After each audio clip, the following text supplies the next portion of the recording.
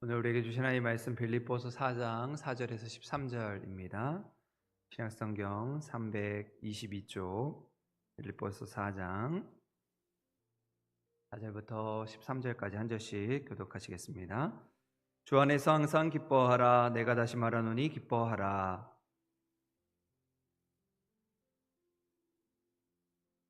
아무것도 염려하지 말고 다만 모든 일에 기도와 간구로 너희 구할 것을 감사함으로 하나님께 아뢰라.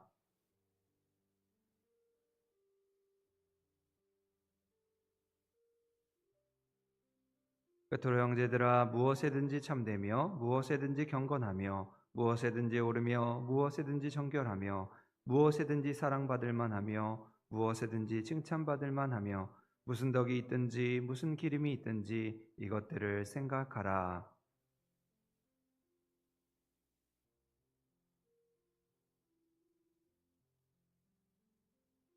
내가 주 안에서 크게 기뻐함은 너희가 나를 생각하던 것이 이제 다시 싹이 남이니 너희가 또한 이를 위하여 생각은 하였으나 기회가 없었느니라.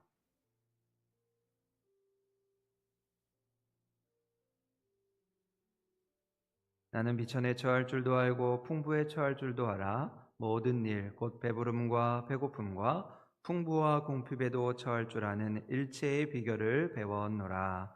내게 능력 주시는 자 안에서 내가 모든 것을 할 수 있느니라. 아멘.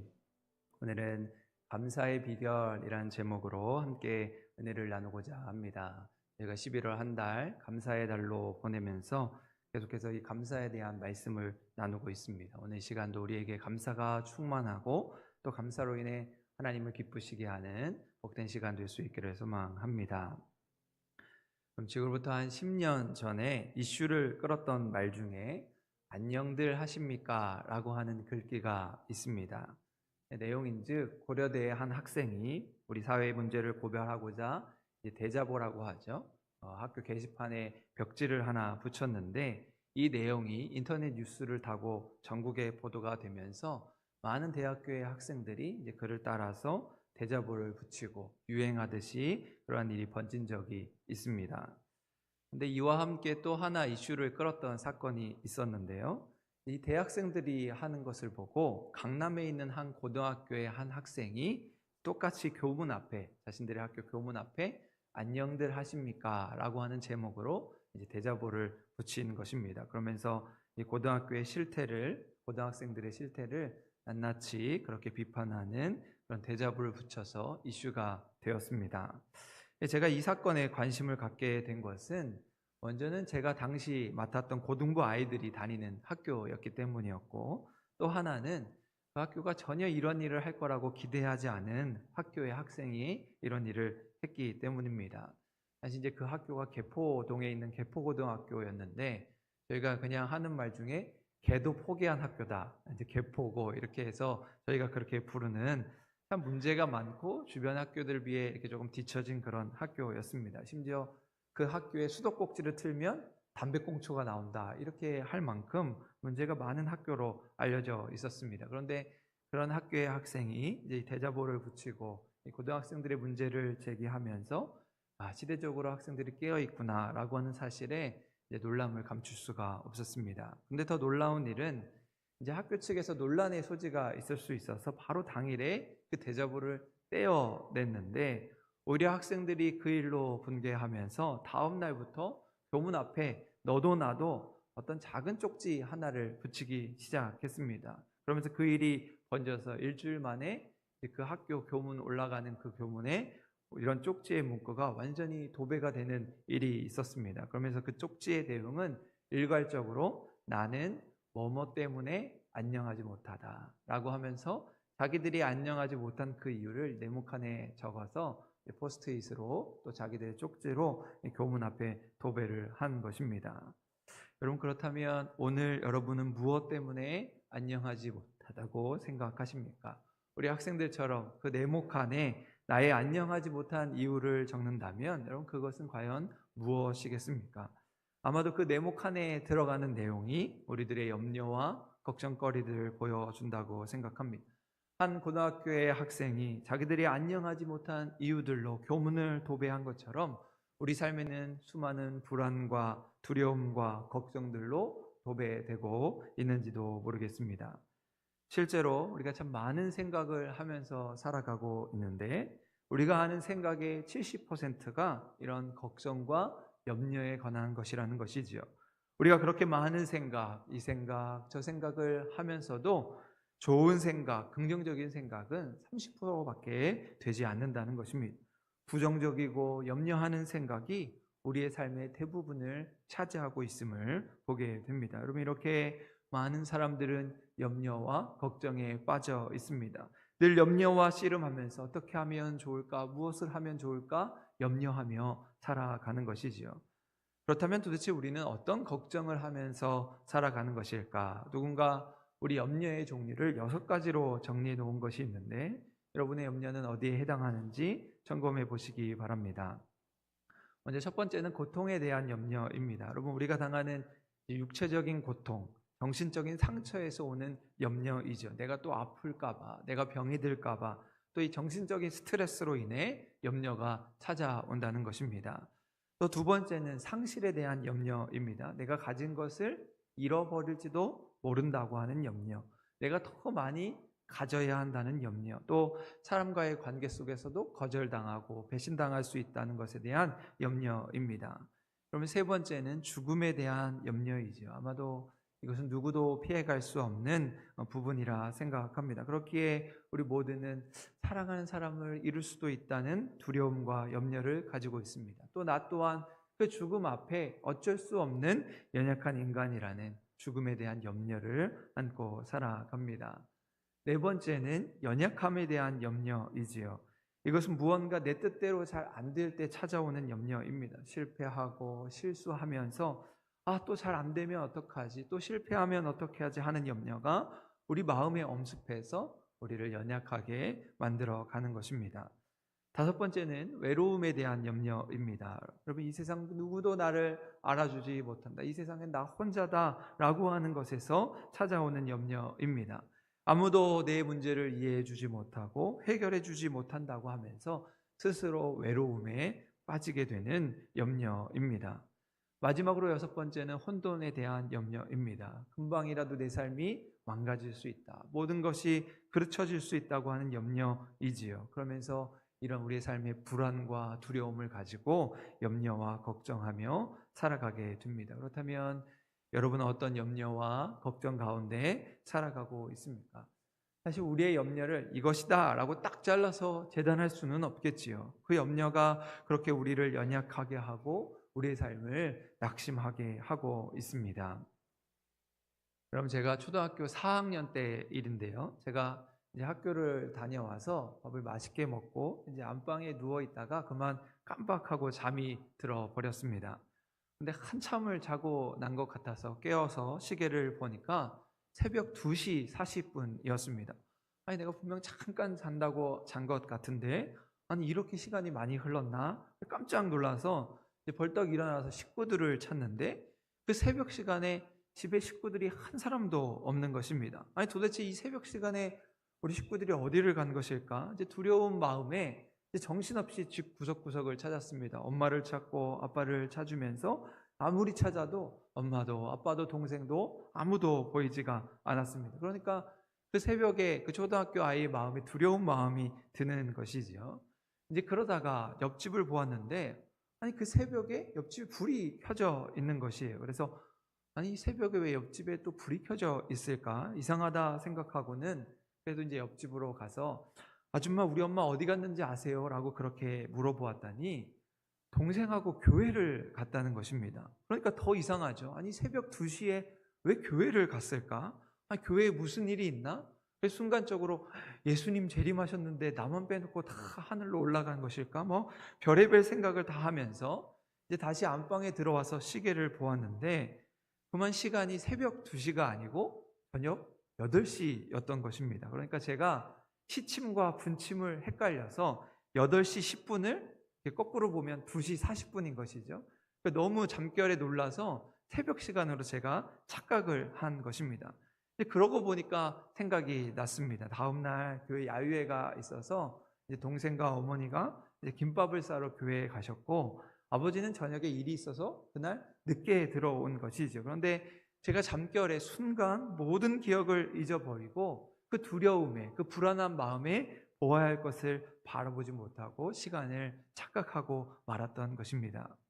여러분, 이처럼 우리의 삶에 염려와 불안, 순간의 두려움이 우리를 찾아오면 보아야 할 것을 바로 보지 못하고 우리의 생각이 그만 그 염려에 빠져서 헤어나오지 못하게 되는 것이지요. 그러면서 우리의 삶을 바로 보지 못하고 바로 생각하지 못하면서 우리의 삶이 위축되더라는 것입니다. 여러분, 그렇다면 우리는 이러한 염려와 걱정들을 어떻게 이기면서 살아갈 수 있을까? 오늘 주시는 이 빌립보서의 말씀을 통해서 우리의 삶을 이기게 하는 그 일체의 비결, 감사의 비결을 통해 함께 은혜를 나누어 보고자 합니다.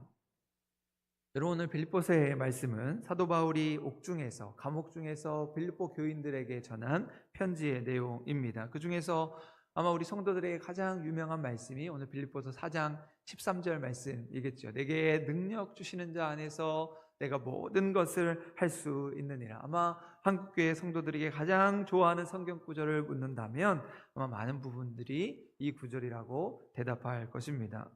여러분, 사도 바울은 자신 지금 감옥 중에 있지만 그럼에도 하나님이 능력을 주실 때, 내가 하나님의 능력을 경험할 때 모든 것을 감당할 수 있는 힘을 얻는다고 말씀하고 있습니다. 그러면서 그것이 어떻게 가능하느냐, 자신은 이런 것들이 가능한 일체의 비결을 배웠다고 말씀하면서 그 일체의 비결은 바로 감사임을 알려주고 있습니다. 그것이 오늘 우리가 읽었던 빌립보서 4장 11절 12절 말씀인데요, 우리 조금 길지만 한 목소리로 한 번 더 같이 한번 읽겠습니다. 시작. 내가 궁핍함으로 말하는 것이 아니라 어떠한 형편에든지 나는 자족하기를 배웠노니 나는 비천에 처할 줄 알고 풍부에 처할 줄도 알아. 모든 일 곧 배부름과 배고픔과 풍부와 궁핍에도 처할 줄 아는 일체의 비결을 배웠노라. 아멘. 여러분, 이처럼 사도 바울은 풍부할 때도 감사하고 궁핍할 때도 감사할 줄 아는 그 감사의 비결을 깨달았다고 말씀하고 있습니다. 이렇게 해도 감사가 하고 저렇게 해도 감사할 수 있는 그 넉넉한 능력의 삶을 배우고 오늘 그 비결을 우리에게 전하고 있습니다. 오늘 이 시간 그 사도 바울이 그토록 모든 일에 감사할 수 있었던 그 감사의 비결은 무엇인가 우리 함께 묵상해 보고자 합니다.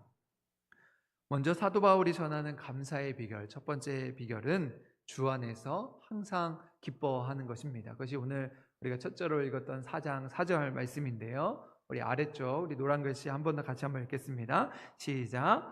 주 안에서 항상 기뻐하라. 내가 다시 말하노니 기뻐하라. 여러분, 사도 바울은 이 빌립보서에서 기쁨에 대한 말씀을 아주 많이 전하고 있습니다. 그래서 우리 빌립보서를 일컬어 흔히 기쁨의 서신이다 부르게 되지요.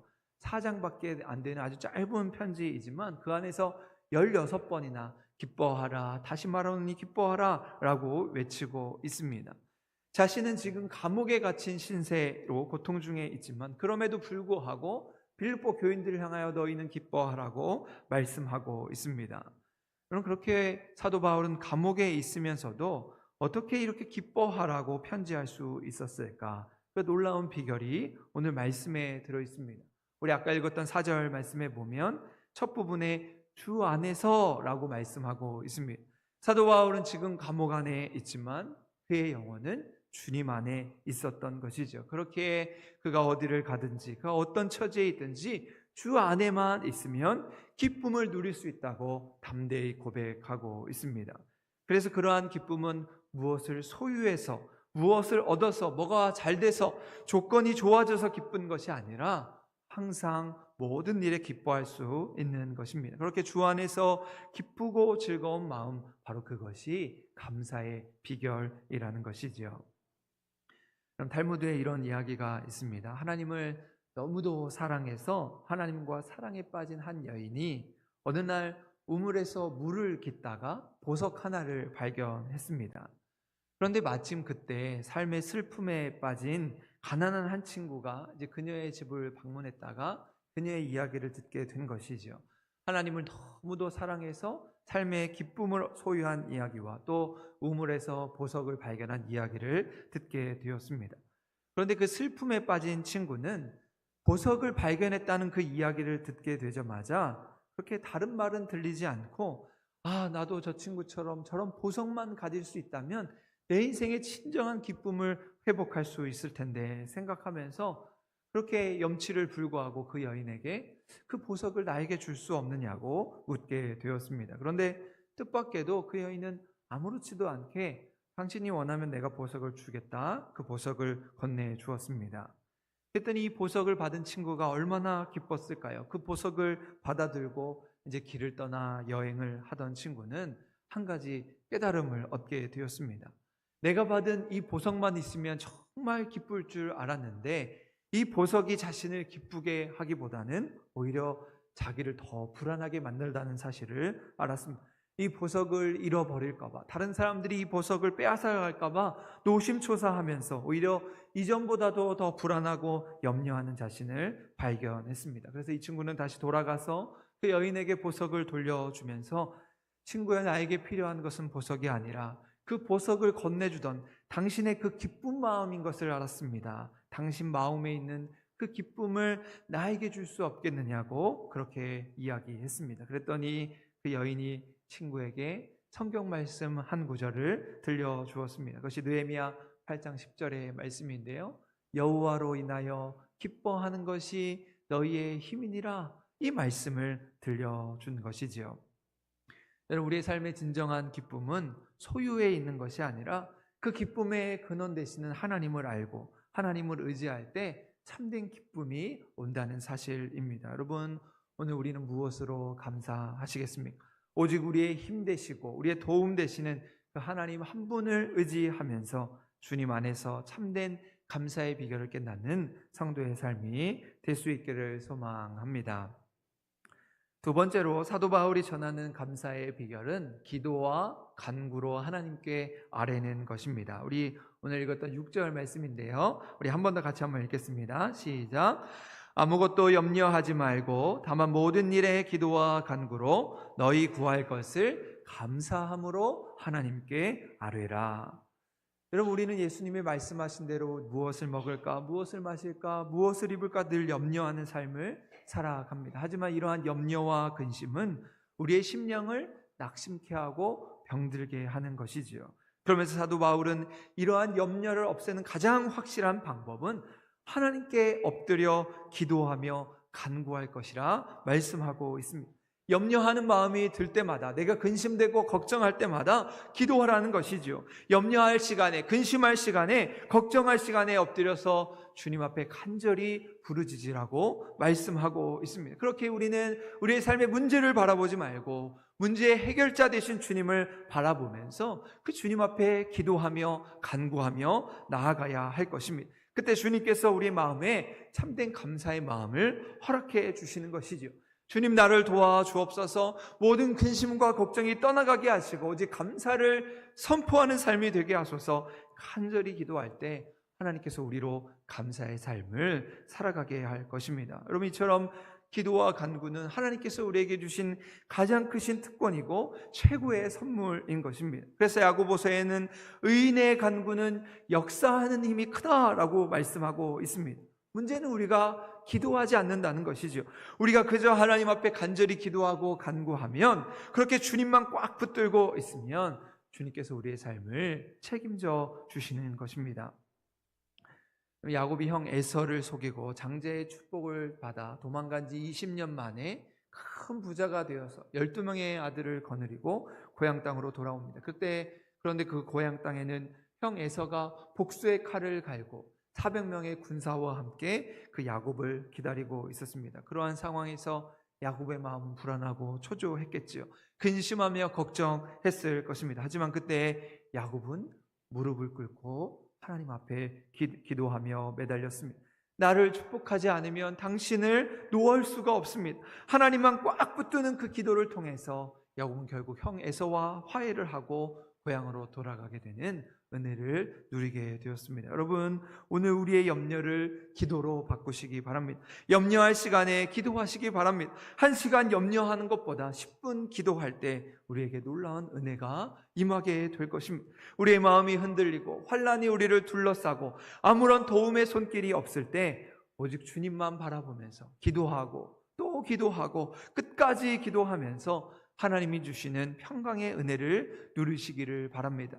너는 내게 부르짖으라 내가 내게 응답하겠고 내가 알지 못하는 크고 은밀한 일을 내게 보이리라. 확실한 그 보증의 말씀을 붙들고 하나님께서 이루시고 성취하시는 그 놀라운 은혜와 감사의 삶이 될 수 있기를 주님의 이름으로 간절히 소망합니다. 마지막으로 사도 바울이 전하는 감사의 비결은 하나님의 평강으로 우리 마음과 생각을 지키는 것입니다. 그것이 오늘 우리가 읽었던 7절의 말씀인데요. 우리 7절 말씀 한 번 더 같이 한번 읽겠습니다. 시작. 그리하면 모든 지각에 뛰어난 하나님의 평강이 그리스도 예수 안에서 너희 마음과 생각을 지키시리라. 아멘. 여러분, 사도 바울은 오늘 우리가 감사하기 위해서 무엇보다 마음의 평안을 누릴 것을 말씀하고 있습니다. 우리가 염려를 떨쳐버리고 감사함으로 하나님께 기도하면 바로 그때 하나님께서 우리에게 평안을 선물해 주신다는 것이지요. 여러분, 그래서 모든 것은 마음먹기에 달려있다고 하지 않습니까? 인생을 살다 보면 누구나 어렵고 힘들고 불행한 일을 겪게 됩니다. 하지만 그때 그 불행한 일을 어떻게 해석하고 어떻게 대처하느냐에 따라서 우리의 인생은 완전히 달라질 수 있습니다. 여러분, 옛날 국어 교과서에 이런 이야기가 실렸습니다. 어떤 동네에 3년 고개라고 하는 언덕이 있었는데 그 고개를 넘다가 넘어지고 마면 그 사람은 3년 안에 죽게 된다고 하는 전설입니다. 그런데 어느 날 이 마을의 한 남성이 이 3년 고개를 넘다가 그만 넘어지고 말았는데 그때부터 그 사람은 이제 나는 3년 안에 죽겠구나, 3년 안에 죽겠구나 생각하고는 몸져 누워 앓게 되었습니다.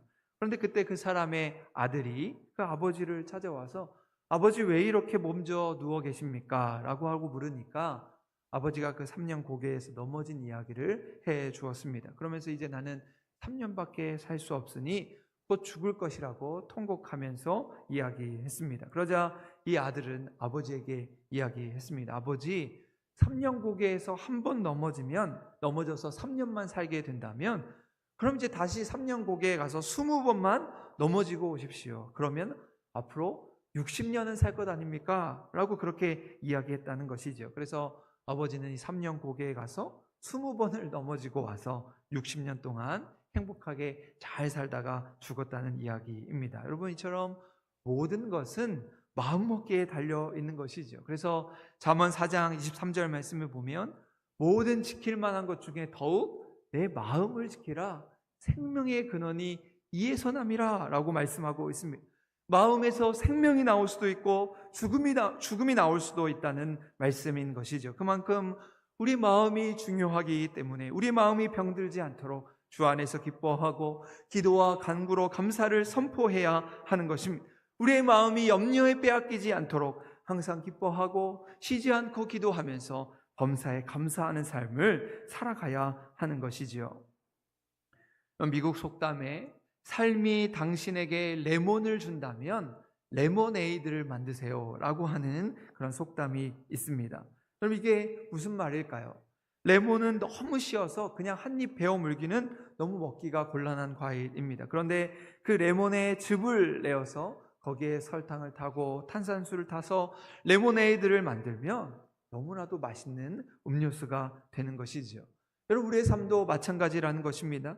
삶이 너무나 쉬고 쓴 레몬을 우리에게 던져준다면 우리는 긍정적인 마음으로, 감사의 마음으로 그것을 레몬 주스로 만들라는 것입니다. 살다 보면 누구나 인생의 어려움과 불행을 만날 수 있지만 하나님이 주시는 평강의 마음으로 이것을 극복할 때 우리는 진정 감사하는 삶을 살아가게 될 것입니다. 우리나라가 2002년 월드컵 4강에 오를 때의 주역이었던 아마 이영표 선수를 다 기억하실 것입니다. 강원도 홍천에서 태어나서 어릴 적 꿈꾸었던 그 축구 국가대표 선수가 되었고 이제 유럽에서 아주 성공적인 선수 생활을 하다가 이제 은퇴를 하고 지금은 축구 해설자로 활약을 하고 있습니다. 그런데 그 이영표 선수가 이제 은퇴를 하고 나서 아주 심각한 그런 영적 침체, 영적인 공고함이 찾아왔다고 합니다. 그래서 작정하고 그 영적인 침체를 극복하기 위해서 하나님을 찾았습니다. 그러면서 2015년 여름 어느 날 갑자기 하나님께서 그의 마음에 물으셨습니다. 너의 주인은 누구냐? 너의 주인은 누구냐고 하나님이 물으셨습니다. 그러니까 이영표 선수가 당연히 마음 가운데 당연히 주님이시지요 라고 그렇게 대답을 하면서도 마음 한편에서는 내가 실제로 그렇게 주님을 내 삶의 주인으로 인정하지 않았구나, 실제로 주님을 내 주인으로 모시지 않았구나 라고 하는 사실을 깨달았습니다. 그래서 너의 주인은 누구냐 라고 물으시는 하나님 앞에, 하나님, 이제 내 삶의 주인은 진정 하나님이십니다, 분명히 대답을 하면서 그 마음 가운데 참된 평안이 찾아왔다, 그렇게 간증하는 것을 듣게 되었습니다. 그러면서 그동안 은퇴를 하면서 찾아온 그 마음의 불안과 염려와 걱정, 자신이 짊어지고 끙끙거리며 살아왔는데 이제는 내 삶의 주인 되시는 하나님 앞에 모든 것을 맡기고 나니 진정 마음의 평안이 찾아왔다 고백하는 것을 듣게 되었습니다. 여러분의 마음 가운데는 오늘 무엇이 담겨져 있습니까? 아무것도 염려하지 말고 오직 기도와 간구로 감사함으로 하나님께 아뢰라는 이 말씀을 붙들면서 주 안에서 기뻐하며 하나님이 주시는 참된 평안으로 우리의 삶을 지켜가는 우리 한사람교회 모든 믿음의 식구들이 될 수 있기를 간절히 소망합니다. 그러면서 오늘 말씀을 마치면서 오늘 이 감사를 주제로 한 찬양을 하면 좋겠습니다. 사실 감사를 주제로 설교를 하면서 계속해서 부르고 싶었던 찬양인데 오늘 이 11월 마지막 주에 우리가 함께 부르려고 기다렸습니다. 오늘 우리의 감사를 돌아보면서 주님 감사합니다, 주님 감사합니다, 내가 여기까지 온 것 모두 주님의 은혜입니다, 우리가 함께 찬양하면서 그 감사의 고백을 주님께 드리면 좋겠습니다. 우리 송경림 목사님의 공인데 어렵지 않으니까 우리 가사를 생각하시면서 우리 함께 진심으로 함께 찬양했으면 좋겠습니다.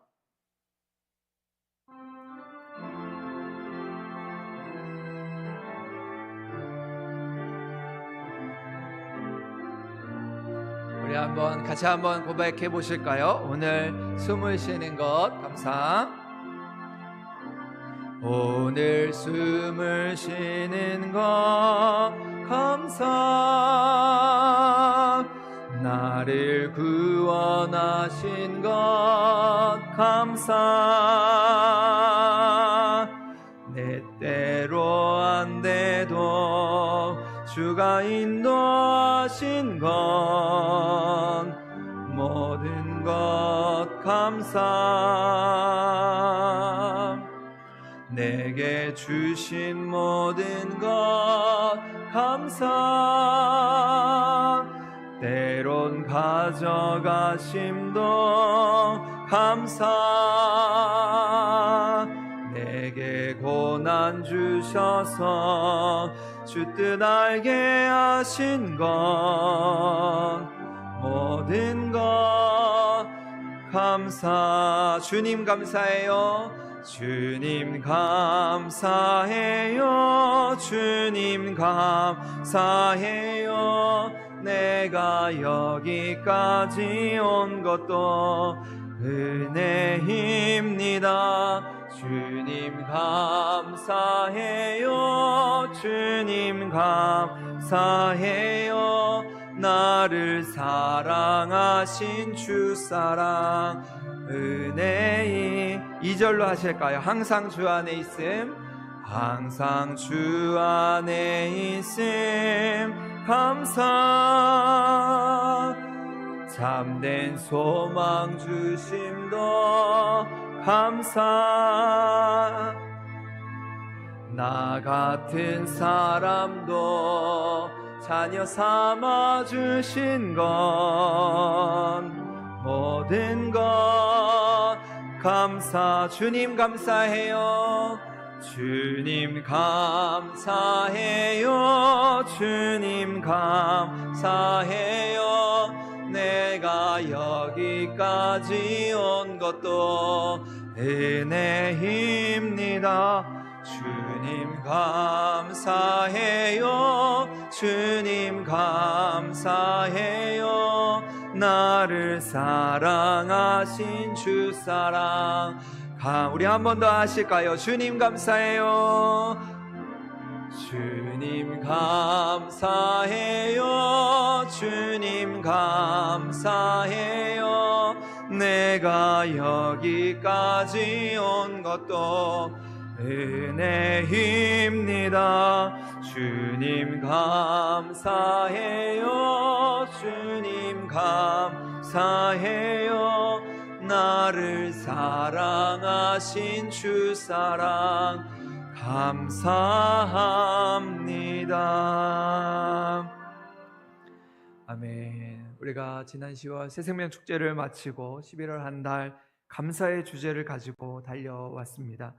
지나온 모든 것이 하나님의 은혜입니다. 하나님 참 감사합니다 고백하면서 세상 근심에 우리의 마음을 빼앗기지 않고 오직 감사를 선포하고 감사를 결단하며 이 감사를 회복함으로 오직 하나님께 감사하고 하나님 우리의 삶의 주인으로 모시고 하나님께 붙들려 살아갈 수 있는 우리 한사랑교회 모든 믿음의 식구들 될 수 있기를 주님의 이름으로 간절히 축원합니다. 기도하시겠습니다.